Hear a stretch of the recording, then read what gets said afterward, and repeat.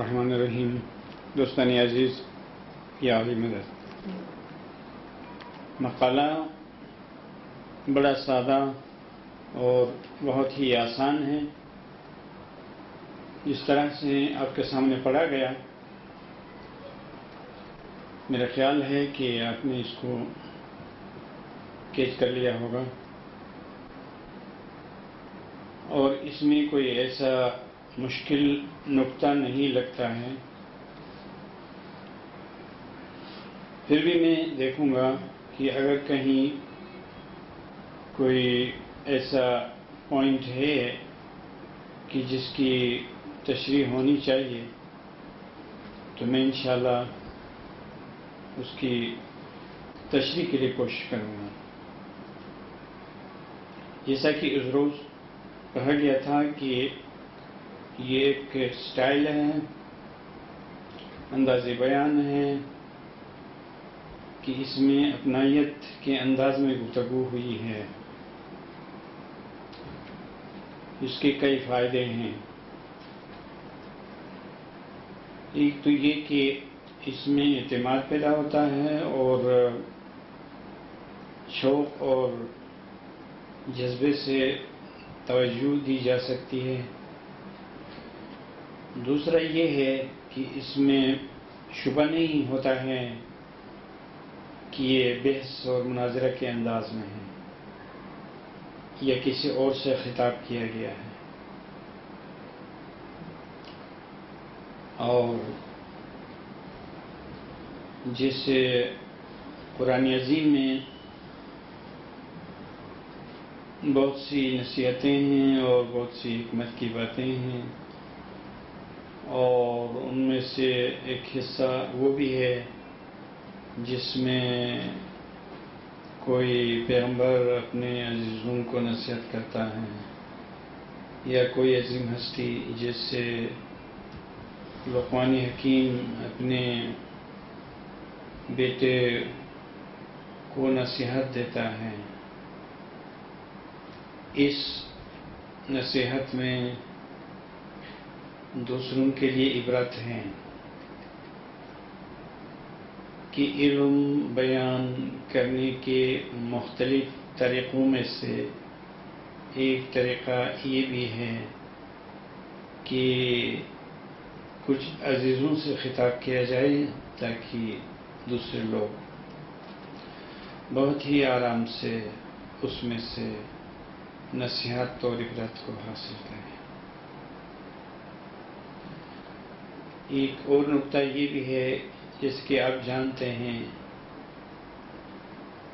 نصیحت کے لغوی معنی خیرخواہی کے ہیں،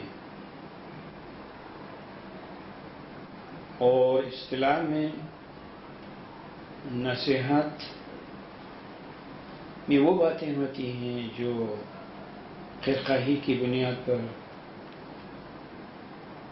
اپنے عزیزوں سے کی جاتی ہیں.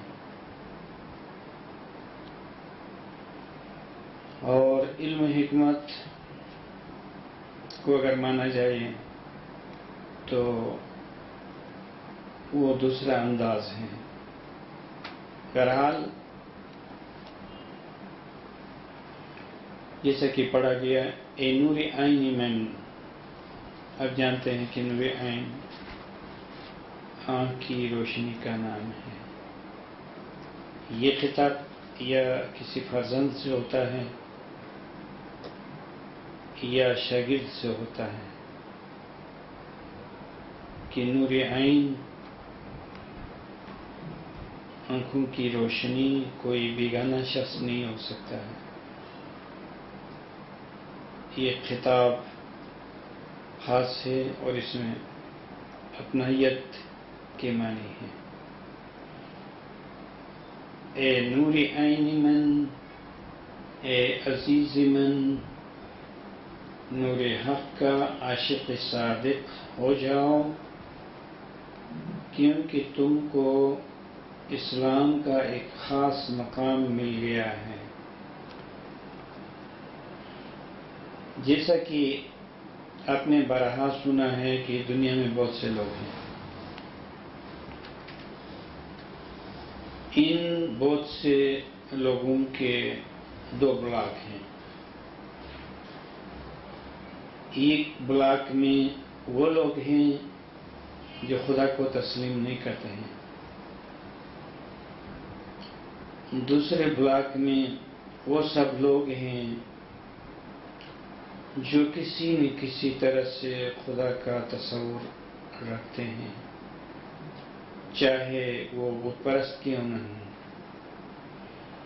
کیونکہ بت بھی کسی بزرگ یا کسی عظیم ہستی کا تصور پیش کرتا ہے.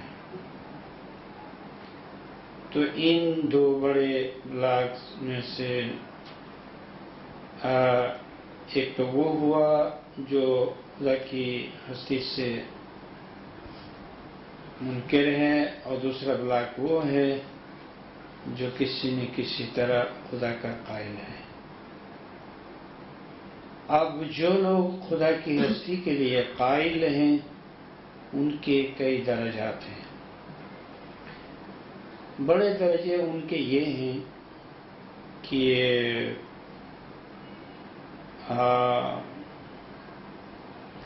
الہامی کتابوں کے ماننے والے ہیں جو دوسروں سے اعلیٰ تر ہیں، اور باقی بت پرست ہیں اور کسی نہ کسی طرح سے ایک دین کے قائل ہیں.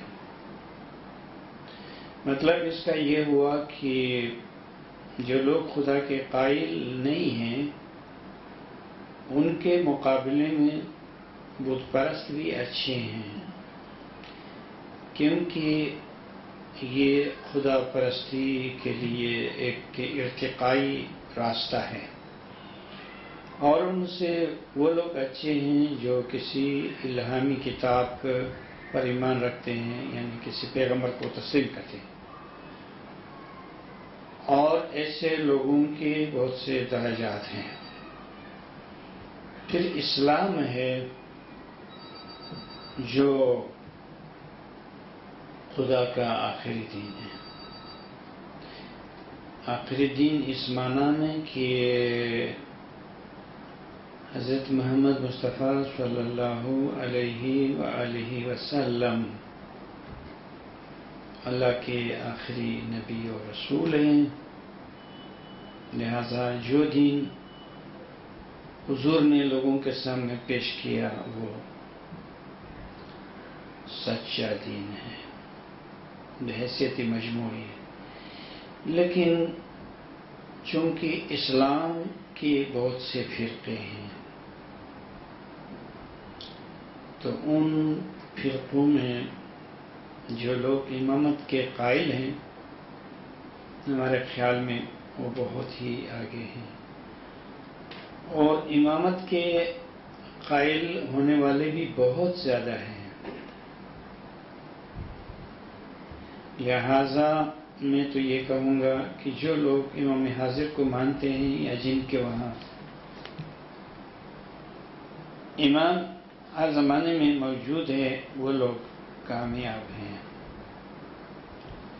اور اب اس میں بھی کتنے لوگ ہوں گے جو علم کے لحاظ سے، عبادت کے لحاظ سے، تابعداری کے لحاظ سے، خدمت کے لحاظ سے، تو ان کے کئی مراتب ہو سکتے ہیں. دوسری مثال میں اگر دنیا میں اہل علم کو درجات دیں یا ان کے جیسے درجات ہیں ان کو پیش نظر رکھا جائے تو بہت سے درجے ہوں گے، بے شمار درجات مرتب ہو جائیں گے. اور یہ دنیوی لحاظ سے میں نے بات کی، اور اس کے بعد علم دین کے اعتبار سے دیکھا جائے تو ان کے بھی بہت سے درجات ہوں گے. اور علم دین میں آخری درجے پر وہ لوگ فائز ہوں گے جو خدا شناسی، امام شناسی، خود شناسی کا علم رکھتے ہیں، وہ آخری درجے میں ہوں گے. چونکہ یہاں پر ایک سوال تھا اپنے عزیزوں سے یہ کہتے ہوئے کہ دیکھو اے عزیز، تمہارا مرتبہ کیا ہے، تمہارا مقام کیا ہے، تم دوسروں سے کتنے آگے ہو اور تم سے کتنے لوگ پیچھے ہیں، ذرا پیچھے کی طرف مڑ کر دیکھو تو صحیح، کیونکہ کسی نعمت کا احساس اور اس کی قدردانی تب ہو سکتی ہے کہ جب کمپیریٹیولی دیکھا جائے کہ اس نعمت جیسی نعمت دوسروں کے پاس بھی ہے یا نہیں ہے۔ اگر یہ نعمت سب کے پاس ہے تو یہ ایک عام نعمت قرار پائی، اگر یہ نعمت دوسروں کے پاس نہیں ہے تو اس کو خاص نعمت کہنا چاہیے۔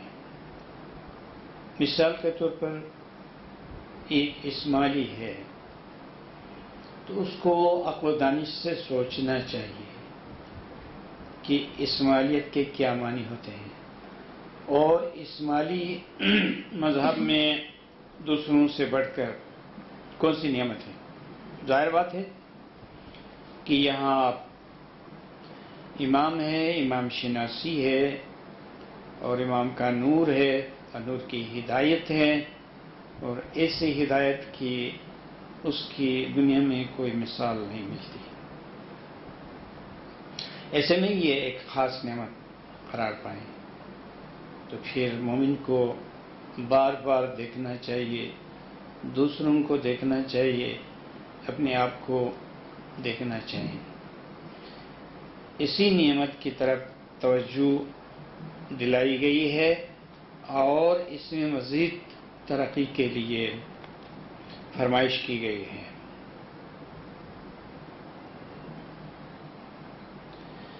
اے نور چشمن، میں مانتا ہوں کہ تم کا اعتبار سے اچھے ہو، تمہاری خوش نصیبی اور سعادت مندی ہے، اسی لیے میں کہہ رہا ہوں کہ تم اپنی نیک بختی سے فائدہ اٹھاؤ اور علم عبادت میں خوب ترقی کرو۔ تم عالم اسلام کے ایک ایسے مذہب میں ہو کہ اس میں ترقی ہی ترقی ہے، پس سعی کرو اور آگے بڑھو تاکہ آخرت میں کم ترقی ہونے کی وجہ سے کوئی افسوس نہ ہو۔ آخرت میں درجات ہیں، ظاہر بات ہے کہ جب آخرت میں بہشت میں درجات ہوں گے تو اس حال میں جن کے درجات کمتر ہیں ان کو افسوس ہوگا کہ دنیا میں انہوں نے کیوں کوشش نہیں کی اور علم عبادت میں انہوں نے سعی کیوں نہیں کی، اس کا افسوس ہوگا۔ کیونکہ جس طرح دنیا میں دنیوی اعتبار سے درجات ہیں، علمی اعتبار سے درجات ہیں، مذہبی اعتبار سے درجات ہیں، اسی طرح قیامت میں فعلاً درجات ہوں گے اور وہ خدا کے فیصلے کے مطابق درجات ہوں گے۔ تو اس وقت جن کے درجات کم ہیں ان کو افسوس ہوگا۔ ذکر عبادت کے غرض سے شب خیزی کی عادت بنا لو۔ اس میں شب خیزی پر زور دیا گیا ہے کہ شب خیزی جو ہے بڑا کامیاب طریقہ ہے، رات کو اٹھنا، شب خیزی کا مطلب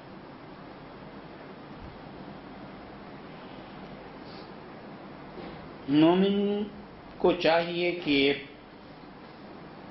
اپنی عادت کچھ ایسی بنائے کہ اس کے پاس عبادت کے لیے کافی وقت ہو، کیونکہ جو مومن ایسا ہے کہ وہ اٹھنے کو تو اٹھتا ہے لیکن وہ عبادت کے لیے تیار نہیں ہو پاتا،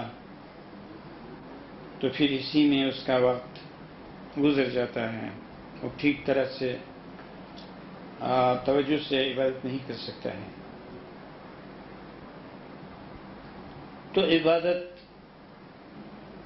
بہت بڑی سائنس ہے، بہت بڑی حکمت ہے، بہت بڑا کام ہے، اس کے لیے تیاری کی ضرورت ہوتی ہے، اور تیاری کئی طرح سے ہے۔ ایک تو وہ تیاری ہے کہ مومن اپنی عادتوں کو کچھ اس طرح سے بنا لیتا ہے کہ وہ ہر وقت اور ہمیشہ ذکر عبادت کے لیے خود کو تیار پاتا ہے۔ دوسری تیاری کچھ ہنگامی قسم کی ہے کہ مومن کوشش کرتا ہے کہ عبادت کے لیے، ذکر کے لیے موڈ بنائے۔ یہ بھی صحیح ہے، لیکن پہلا طریقہ اچھا ہے کہ مومن 24 گھنٹے خود کو عبادت کے لیے تیار رکھیں۔ یہ تو بہت بڑی کامیابی ہے۔ اس کے لیے تمام عادتوں پر کنٹرول کرنا پڑے گا اور دائم ذکر ہونا پڑے گا۔ ذکر ہی مومن کو بناتا ہے کہ جو مومن ایسا ہو کہ اس کے دل کی زبان ہر وقت خدا کو یاد کرتی ہے، اس کے دل میں ذکر چلتا رہتا ہے،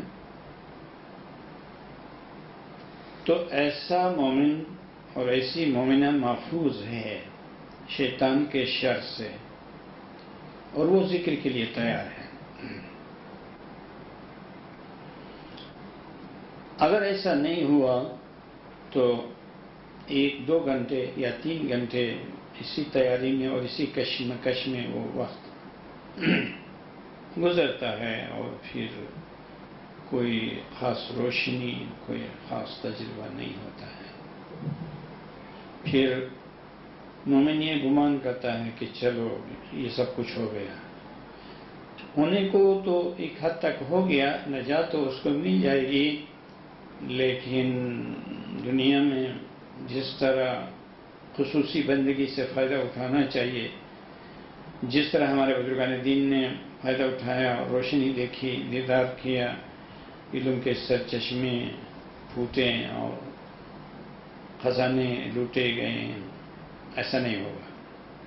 اس کے لیے مومن کو ہمیشہ اعلی ہمت ہونا چاہیے، کیونکہ یہ مذہب خدا کا اور تمام پیغمبروں کا مذہب ہے، اماموں کا مذہب ہے، اور یہ راہ راست ہے۔ اس میں صرف اصول اور قاعدے کے مطابق عبادت کرنے سے بہت سے فائدے حاصل ہو جاتے ہیں اور توقع سے زیادہ کامیابی ہو جاتی ہے۔ اس لیے جن کو تجربہ ہے ان کو افسوس ہوتا ہے کہ جماعت کے افراد اور لوگ کیوں سستی کر رہے ہیں، کیوں اس دین سے فائدہ نہیں اٹھا رہے ہیں، افسوس ہوتا ہے، اور پھر وہ خیرخواہی سے نصیحت کرتے ہیں، اس پر زور دیتے ہیں، شبخیزی پر زور دیتے ہیں۔ ایک یہ کہ رات کے بارے میں 2 باتیں بتاؤں۔ ایک یہ کہ نیند موت میں شمار ہوتی ہے، اور خدا کا قانون یہ ہے کہ ضد سے ضد کو بناتا ہے۔ یعنی اگر مومن عزم و ارادہ کرے تو اس کی نیند جو ایک طرح کی موت ہے، حقیقی زندگی میں ٹرانسفر ہو سکتی ہے، یعنی حیات طیبہ اور اصل زندگی بن سکتی ہے اس نیند سے۔ دوسری مثال یہ ہے کہ رات تاریک ہوتی ہے، اور جیسے ایک مثال میں کہا گیا ہے کہ آب حیات جو ہے ظلمات میں ہے، تاریکیوں میں ہے، ایک مثال ہے، تو اس کا مطلب یہ ہوا کہ اس رات کی تاریکی میں ایک روشنی ہے۔ اس رات کی تاریکی کو کوئی باہمت مومن روشنیوں میں تبدیل کر سکتا ہے۔ تو دوسری مثال یہ تھی، اس لیے شب خیزی جو ہے بہت ہے۔ اور تیسری مثال یہ ہے کہ خدا کی عادت یہ ہے کہ وہ ہمیشہ امتحان لیتا ہے، اور اس امتحان کے سلسلے میں یہ بھی ایک امتحان ہے کہ نیند جو ہے وہ بہت ہی شیرین ہے، میٹھی ہے، لیکن جو امام کا دوست ہوگا، عاشق ہوگا، وہ اپنی اس میٹھی نیند کو قربان کر دے گا، یہ سوچتے ہوئے کہ اس نیند سے بڑھ کر کوئی مقصد ہے، اور وہ ملاقات ہے، وہ روشنی ہے، وہ دیدار ہے، تو میں اس خواب شیرین کو اپنے محبوب کے نام پر قربان کر دیتا ہوں۔ اس نیت سے اور اس عزم سے جو مومن ہمیشہ اٹھا کرے گا تو اس کے لیے رحمت خداوندی جوش میں آئے گی، اور یکایک ایک دن اس کو روشنی ملے گی۔ ایک اور مثال یہ ہے کہ شیطان جو ہر وقت مومن کا دشمن ہے، اور اس کا گماشتہ اور ایجنٹ نفس امارہ ہے، یہ دونوں مل کر مومن کو ہر وقت شکست دینا چاہتے ہیں، شیطان اور نفس۔ اور کن موقعوں میں شیطان اور نفس مومن کو اور مومنہ کو شکست دیتے ہیں؟ یہی سونے میں، کھانے میں، اور دنیا کی لذتیں ہیں ان کے اڑانے میں۔ لیکن رات کے وقت جو مومن ریاضت کرتا ہے اور عبادت کرتا ہے، شب خیزی کی عادت بنا لیتا ہے، تو وہ مومن کامیاب ہو سکتا ہے، اور وہ شیطان اور نفس امارہ کو شکست دے سکتا ہے، ان کو مغلوب کر سکتا ہے، اور اپنی ذات کے اندر جو ایک سلطنت ہے،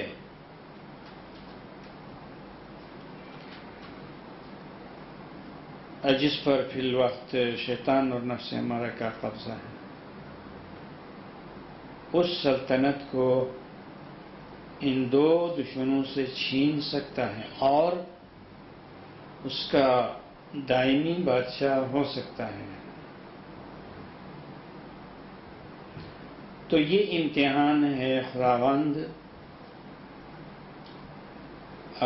انسان کے اختیار کو سلب کر کے زبردستی سے تمام کاموں کو کر کے نہیں دیتا ہے، یہ اس کا قانون ہے، وہ اپنے قانون کو نہیں توڑتا ہے،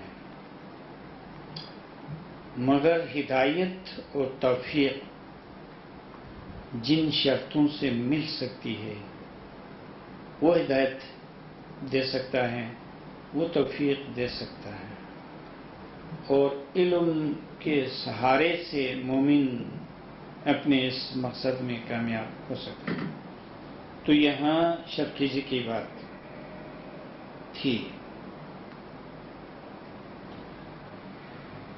اور دوسری بات یہاں پر مناجات کا ذکر آیا ہے۔ مناجات بدرگاہ قاضی الحاجات کے پرنور وسیلے سے عشق و فنا کے سمندر میں غوطہ زنی کرو۔ یہ بہت اچھے الفاظ ہیں، بہت ہی خوبصورت بھی ہیں۔ مناجات بدرگاہ قاضی الحاجات، یہ کیا ہے؟ مناجات کے چند معنی ہیں، ان میں سے ایک معنی تو یہ ہے کہ مومن اپنی عادت بنا لے، خدا سے گفتگو کریں عاجزی سے، انکساری سے،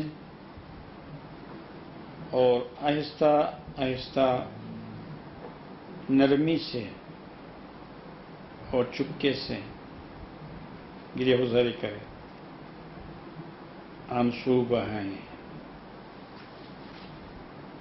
یہ بڑا کورس ہے، آنسو بہانا آسان نہیں ہے۔ جب تک عشق نہ ہو تو کیسے آنسو بہائیں؟ بزرگان دین کی ترقی کو پیش نظر رکھا جائے اور کیا کیا ممکن ہے امام کے وہاں، اس پر سوچا جائے، پھر اپنی کوتاہیوں اور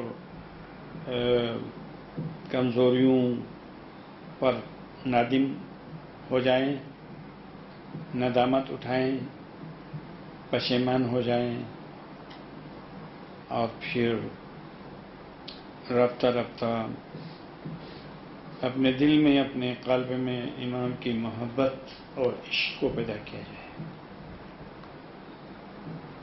پھر طفل شیرخوار کی طرح آنسو بہائیں۔ میرے نزدیک مولا کے لیے آنسو بہانا ایک بہت بڑی سائنس ہے۔ اس سے یکسر انسان کی ہستی میں، قلب میں، دل میں، دماغ میں تبدیلی آ جاتی ہے اور وہ رکاوٹیں دور ہو جاتی ہیں جو شیطان اور نفس کی وجہ سے ہیں۔ شیطان مایوس ہو جاتا ہے اور نفس امارہ ہتھیار ڈالتا ہے، پھر ایسے میں بندہ مومن آگے بڑھ سکتا ہے۔ یہ کام زیادہ سے زیادہ جوانی میں ہوتا ہے، اس لیے کہ بحیثیت مجموعی تمام پیغمبروں کی یہ سنت رہی ہے کہ ان پر روحانیت کے دروازے جوانی ہی میں کھلتے تھے۔ وجہ اس کی ظاہر ہے کہ جوانی کا وقت شدید ہوتا ہے اور جس ریاضت کا نام جہادی اکبر ہے وہ اسی جوانی میں ہو سکتا ہے۔ پھر خدا کی رحمت جوش میں آتی ہے، خدا کو رحم آتا ہے کہ ایسے جوانوں نے اپنی خواہشاتی نفسانی پر قابو پایا اور راہ عشق میں آگے بڑھے اور عبادت بندگی کی، سو ان پر روحانیت کے دروازے کھل جاتے ہیں۔ تو یہ ضروری ہے۔ کہتا ہے کہ مناجات بدرگاہ قاضی و حاجات کے پرنور وسیلے سے عشق و فنا کے سمندر میں غوطہ زنی کرو۔ یہ کیا ہے؟ کوئی مومن جب گریہ گزاری کرتا ہے اور وہ گویا عشق و فنا کے سمندر میں غوطہ زنی کرتا ہے، ڈوبتا ہے اور نکلتا ہے تاکہ اس سے آئینہ قلب پاک صاف ہو۔ دل کی مثالوں میں سے ایک مثال آئینے کی سی ہے کہ جب دل کا آئینہ صاف اور شفاف ہو جائے تو اس میں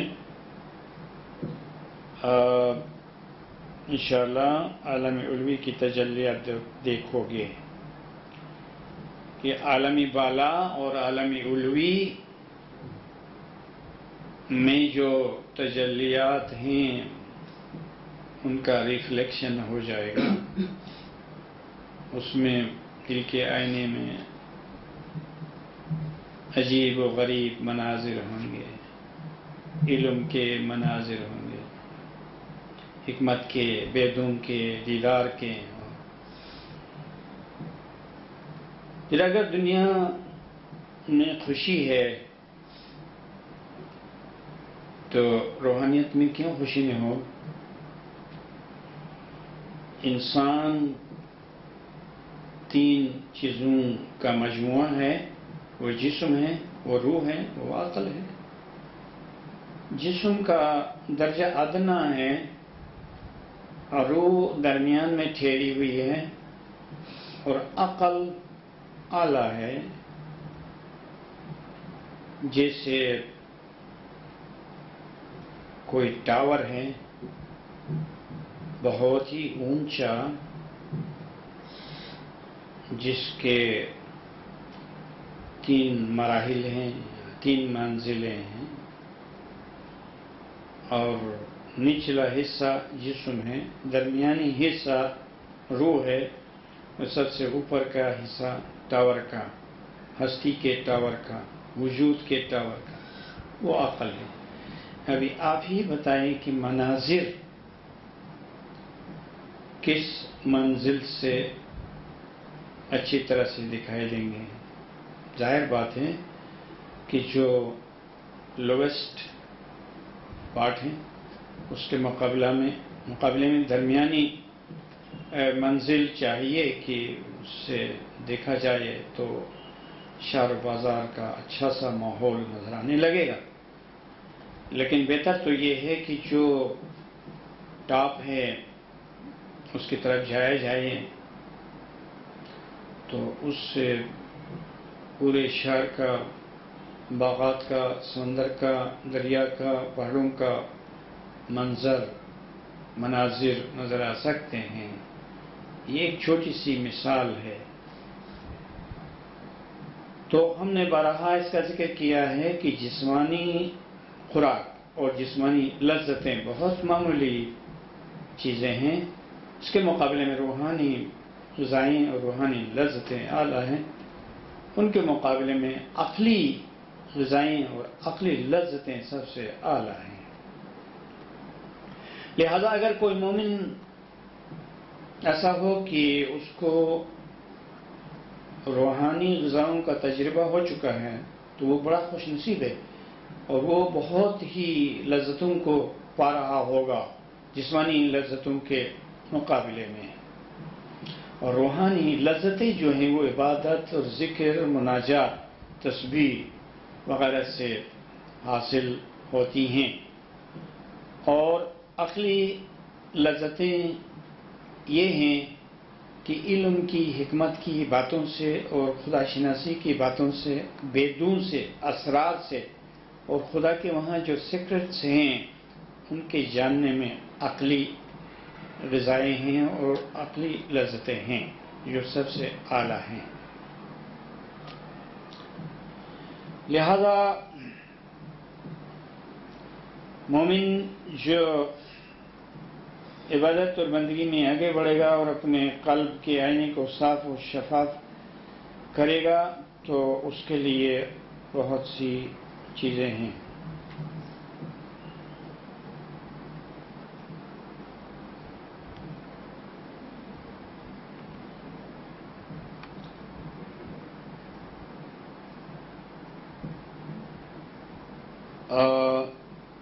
تجلیات عالم علوی کی دیکھو گے اور اس کے نتیجے میں عشق سماوی مستحکم ہوگا۔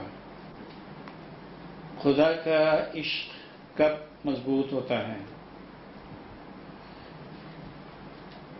خدا کی تجلیات، اس کی نعمتیں، اس کی خوبیاں، اس کے اوصاف، اس کی مہربانیاں، اس کے احسانات کے دیکھنے سے اور زیادہ مزید خدا سے، یعنی امام سے عشق ہو سکتا ہے۔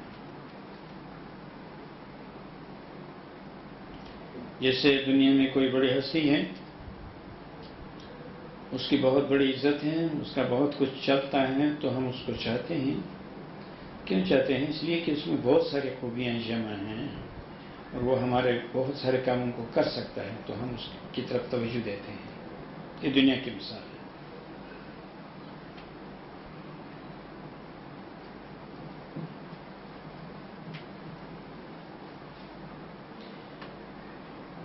یہ دور قیامت ہے اور دور تعویل ہے، اور یہ حضرت قائم القیامت کا دور ہے۔ ایسا نہیں ہونا چاہیے کہ ہم کو معلوم نہ ہو کہ اس زمانے کی کیا اہمیت ہے اور یہ کون سا زمانہ ہے، اور ہم غافلوں میں سے ہو جائیں تو پھر موقع ہاتھ سے نکل جائے گا۔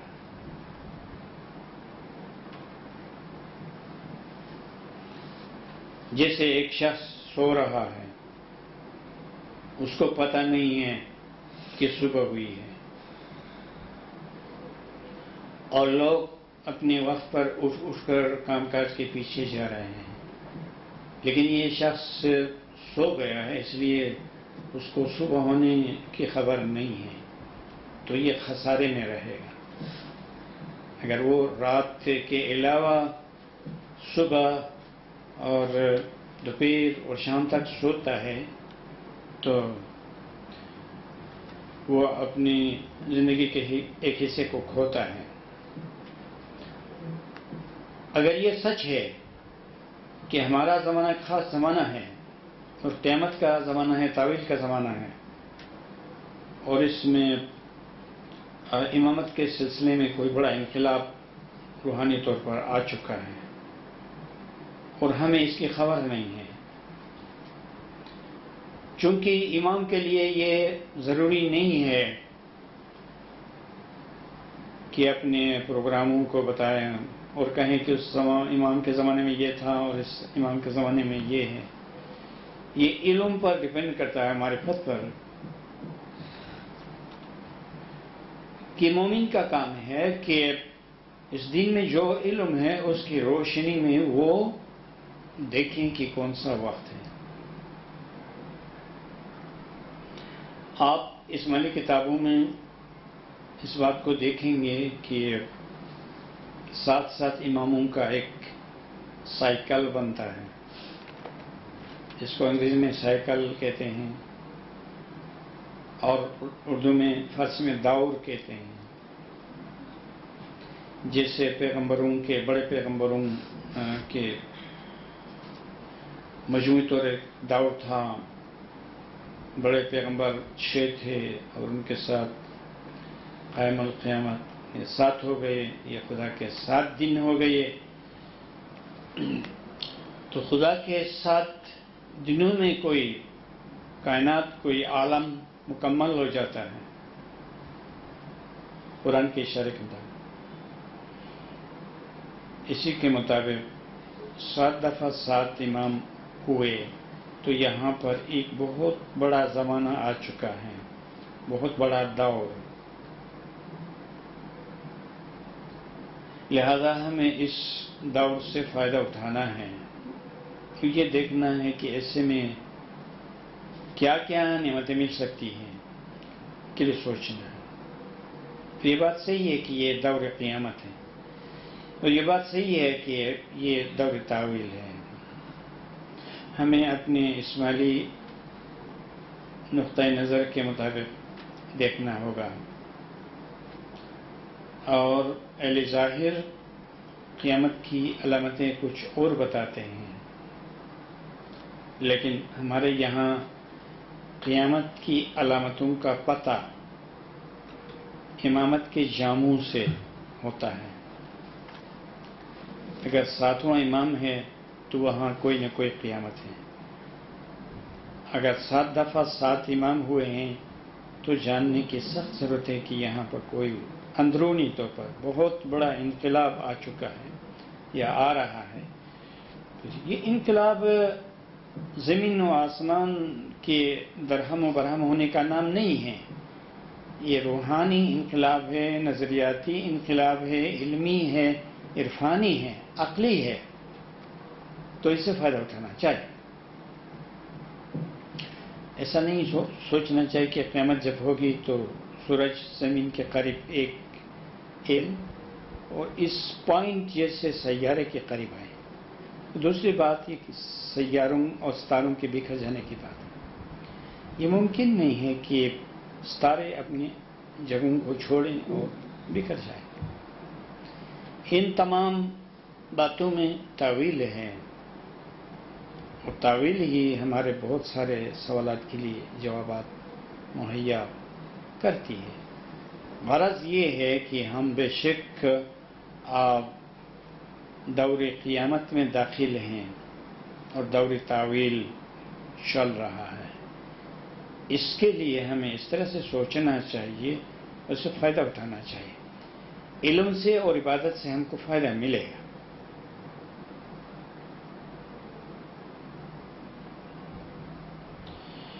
ایک نقطہ یہ بھی ہے کہ دنیا میں جب سب سے بڑی طاقت علم و دانش ہے، عقل ہے، تو پھر یہ علمی حرب یعنی علمی جنگ ایٹمی جنگ سے بھی بڑھ کر ہے۔ ٹھیک ہے، ایٹمی جنگ سے جسمانی تباہی ہو سکتی ہے، لیکن روحانیت کے ساتھ اس کا کوئی تعلق نہیں ہے۔ خدا کے دربار میں جس جنگ کا روزانہ تذکرہ ہوتا ہے وہ جنگ علمی ہے۔ آپ کے پیروں نے، بزرگوں نے اپنے اپنے وقت میں علمی جنگ کی اور دنیا والوں کو شکست دی۔ اسی طرح امام کی طرف سے علمی جنگ ہر زمانے میں جاری رہتی ہے۔ یہ جنگ گھر بیٹھے ہی کی جا سکتی ہے۔ دنیا والے اپنے نظریات اور تصورات کے بارے میں لکھتے ہیں اور ان کتابوں کو، ان تخلیقات کو نشر کرتے ہیں۔ یہ جنگ ہے ان کی طرف سے۔ اب اس کے جواب میں اگر اسماعیلی مذہب میں کچھ کیا جاتا ہے تو یہ جنگ ہے۔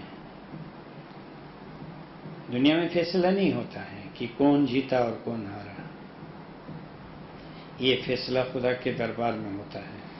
ملا الاعلیٰ ہی تبصرے کرتے ہیں کہ آج یہ بات ہوئی دنیا میں، اور جو دین حق ہے اس میں یہ بات ہوئی، اور اس مجلس میں یہ بات ہوئی، اور یہ بات بہت ہی درست اور صحیح ہے کہ جس کی وجہ سے اہل ادیان کو یا اہل باطل کو شکست ملی ہوئی۔ یہ فیصلے خدا کے وہاں ہوتے رہتے ہیں۔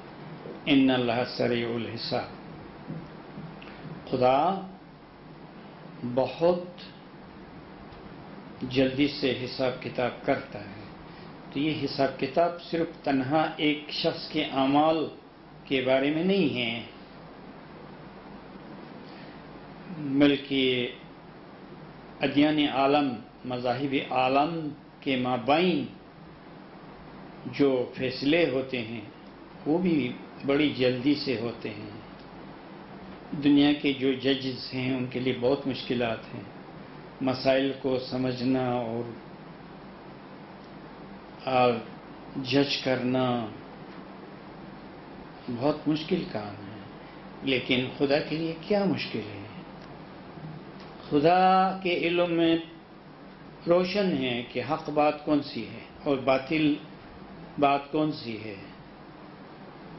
تو ایک دم سے وہ حساب کتاب کرتا ہے۔ اس لیے قرآن نے خدا کی یہ صفت بیان کی اور کہا کہ ان اللہ سریع الحساب، بے شک اللہ تعالیٰ بہت جلدی سے فیصلہ فرماتا ہے۔ تو دنیا میں جو عبادت ہوتی ہے مومنین کی، اور مومنین جو علم کی باتیں کرتے ہیں، یہ ایک جنگ ہے اہل باطل کو شکست دینے کے لیے۔ آپ قرآن عزیز میں دیکھیں کہ ملا الاعلیٰ تبصرے کرتے ہیں اور خدا فیصلے فرماتا ہے۔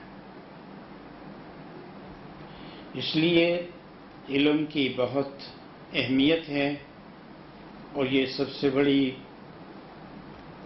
طاقتور جنگ ہے کہ اس علمی جنگ سے بڑی جنگ کوئی نہیں ہے۔ جنگ ذکر میں بھی ہے، عبادت میں بھی ہے، لیکن جو علمی جنگ ہے وہ سب سے اعلیٰ ہے۔ تو جنگیں دنیا میں آپ کو کئی طرح کی ملیں گی، لیکن جو علمی جنگ ہے وہ سب سے آخری جنگ ہے اور سب سے طاقتور جنگ ہے کہ جس کے مطابق فیصلہ ہوتا ہے کہ کون سا مذہب برحق ہے اور کون سے لوگ باطل پر ہیں۔